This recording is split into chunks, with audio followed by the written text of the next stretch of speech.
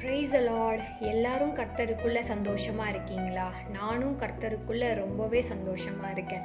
இன்று நாம் தியானிக்கும்படி தெரிந்து கொண்ட வசனம் 1 பேதுரு 1:7.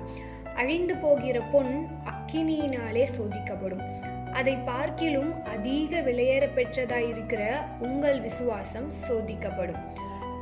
சோதனை. பொன்னானது அக்கினியில் சுத்திகரிக்கப்படும் பொழுதுதான் சுத்த பொன்னாக மாறுகிறது. அதுபோல நாமும் சோதிக்கப்படும் போதுதான் அவருடைய கற்பனைகளை கற்றுக்கொள்ள முடியும்.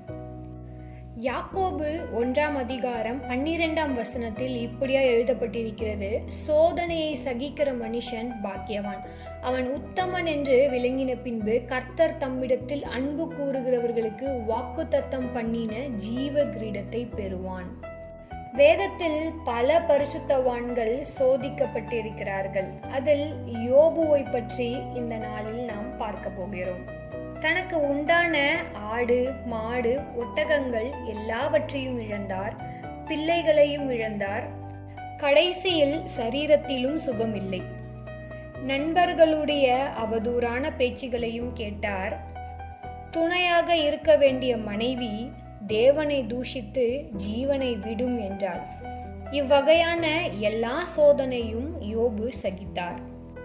இந்த நாளில் ஒரு சோதனை முடிகிறதற்குள் அடுத்த சோதனை வந்து நிற்கிறதா? யோபுவை போல சோதனையை சகித்து கொள்ளுவோம். ஏனென்றால் சோதனையை சகிக்கிற மனுஷன் பாக்கியவான். சோதனை நேரத்தை யோபு சாதனையாக மாற்றினார்.